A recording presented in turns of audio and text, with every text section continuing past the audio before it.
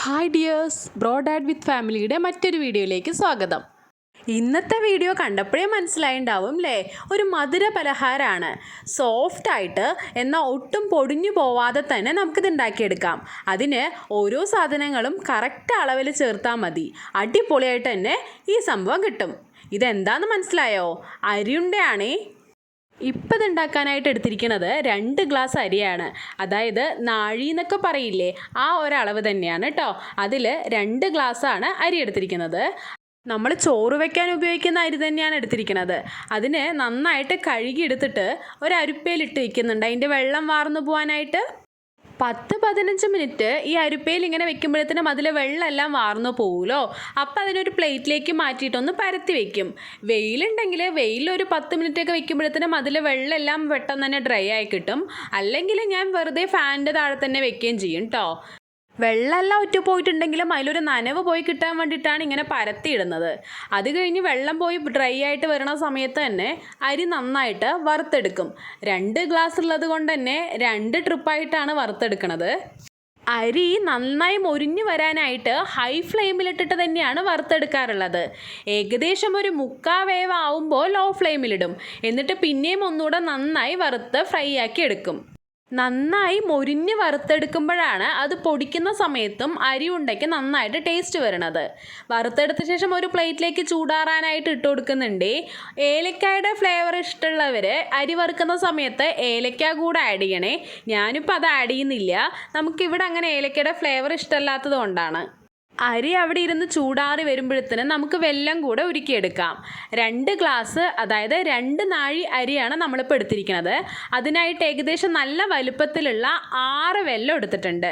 അതിലേക്ക് 1 ഗ്ലാസ് വെള്ളം കൂടെ ഒഴിച്ചു കൊടുത്തിട്ടാണ് ഉരുക്കാനായിട്ട് വെക്കുന്നത്. കറക്റ്റ് 1 ഗ്ലാസ് വെള്ളം മതി കേട്ടോ, ഒരുപാട് കുറഞ്ഞും പോവരുതേ. വെല്ലവും അടുപ്പത്തിരുന്ന് ഉരുകി വരുമ്പോഴത്തേന് നമുക്കിനി അടുത്ത സാധനം റെഡിയാക്കാം. തേങ്ങയാണ് ഇനി റെഡിയാക്കാനുള്ളത്. അതിന് നമ്മളിങ്ങനെ പൂണ്ടെടുത്തിട്ടുണ്ട്. നമ്മളിവിടെ പൂണ്ടെടുക്കുക എന്നാണ് പറയാറുള്ളത്, മനസ്സിലായല്ലോ അല്ലേ? എന്നിട്ട് ഇങ്ങനെ കുഞ്ഞു കഷ്ണങ്ങളായിട്ട് മുറിച്ചെടുത്തിട്ടുണ്ട്. അതായത് തേങ്ങാക്കൊത്ത് അങ്ങനെയും പറയും അല്ലേ? ഇതിനെ തന്നെയല്ലേ തേങ്ങാക്കൊത്ത് എന്ന് പറയാറുള്ളത്. തേങ്ങ ഇതുപോലെ അല്ലാതെ ചിരവിയിട്ടാണെങ്കിലും യൂസ് ചെയ്യാം. ലഡ്ഡു കുറച്ച് കൂടുതൽ ദിവസം കേടാവാതിരിക്കാനാണെങ്കിൽ ഇതുപോലെ ചെയ്യണതായിരിക്കും നല്ലത്. അപ്പം തേങ്ങാക്കൊത്തിനെ നന്നായിട്ട് കഴുകിയെടുക്കുന്നുണ്ട്. കഴുകിയെടുത്ത ശേഷം തേങ്ങ ഒന്ന് ചൂടാക്കി എടുക്കുന്നുണ്ട്. ചൂടായിട്ട് അതിൻ്റെ വെള്ളമെല്ലാം പോയിട്ട് ഡ്രൈ ആയി വരുന്ന സമയത്ത് 1 സ്പൂണ് നെയ്യൂടെ ആഡ് ചെയ്ത് കൊടുക്കുന്നുണ്ട്. നെയ്യൂടെ ആഡ് ചെയ്തിട്ട് നന്നായിട്ട് ഫ്രൈ ചെയ്തെടുക്കുകയാണെങ്കിൽ തേങ്ങ കൂടുതൽ ദിവസം കേടാവാതിരിക്കുമല്ലോ. അങ്ങനെയാണെങ്കിൽ നമുക്ക് ഈ ലഡ്ഡു കുറച്ചധികം ദിവസം തന്നെ ഉപയോഗിക്കുകയും ചെയ്യാം. തേങ്ങ ഫ്രൈ ആയിട്ട് വരുമ്പോഴത്തേന് നമ്മൾ നേരത്തെ അടുപ്പത്ത് വെച്ചിരുന്ന വെല്ലവും നന്നായി ഉരുകി വന്നിട്ടുണ്ട്. ശർക്കര എന്നായിരിക്കും അല്ലേ വെല്ലത്തിൻ്റെ കൂടുതൽ പേരും പറയുന്നുണ്ടാവുക. ഉരുകി വന്നപ്പോൾ വെള്ളത്തിനകത്തുള്ള പൊടിയൊക്കെ പോകാനായിട്ട് ഒന്ന് അരിച്ചെടുക്കുന്നുണ്ട്. ഇതിൻ്റെ ചൂട് പോവാതിരിക്കാനായിട്ട് ഈ പാനിനെ നമുക്ക് അടച്ച് തന്നെ വെക്കാം. ലൈറ്റ് ചൂടോടെ വേണം ലഡ്ഡു ഉണ്ടാക്കാൻ.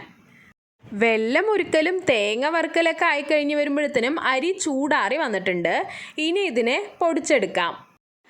നല്ല നൈസായിട്ട് പൊടിക്കാറില്ല, റവടയൊക്കെ ഒരു തരിതരിപ്പ് ഉണ്ടാവില്ലേ, അതുപോലെയാണ് പൊടിച്ചെടുക്കാറുള്ളത്.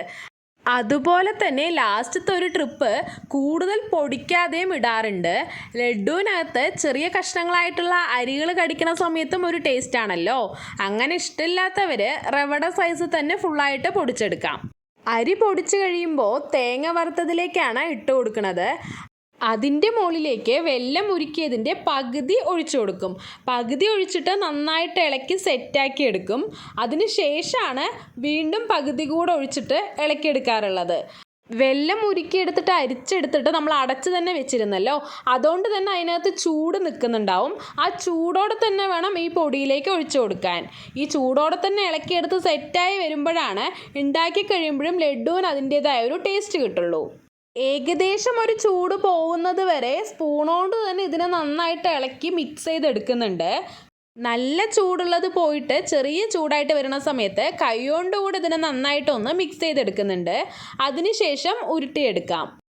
നല്ല ബലത്തിൽ ഇങ്ങനെ പ്രസ് ചെയ്ത് ഉരുട്ടിയെടുക്കേണ്ട ആവശ്യമില്ല. അത് പൊടിഞ്ഞു പോവാതെ ഇങ്ങനെ ഉരുണ്ടിയായിട്ട് വരുമല്ലോ, അതുപോലെ തന്നെ എടുക്കാം.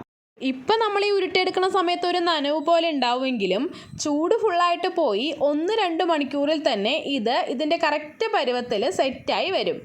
ചിരവിയ തേങ്ങയാണ് ഉപയോഗിക്കുന്നത് എന്നുണ്ടെങ്കിൽ 2-3 ദിവസമൊക്കെ ഇത് ഉപയോഗിക്കാൻ പറ്റുള്ളൂ. നെയ്യിൽ വറുത്ത് നമ്മൾ ഉപയോഗിക്കുമ്പോൾ 2-3 ആഴ്ചയൊക്കെ ഇത് കേടാവാതെ തന്നെ ഉപയോഗിക്കാം. 2 ഗ്ലാസ് അരിക്ക് വലിപ്പത്തിലുള്ള 6 വെല്ലവും 1 ഗ്ലാസ് വെള്ളവും ഒഴിച്ചാണ് ചൂടാക്കി എടുത്തിരിക്കുന്നത്. വെള്ളത്തിൻ്റെ അളവ് കുറഞ്ഞു വരികയാണ് കുഴയ്ക്കുന്ന സമയത്ത് എന്നുണ്ടെങ്കിൽ ചൂടാക്കിയ വെള്ളം തന്നെ ഒഴിക്കണേ.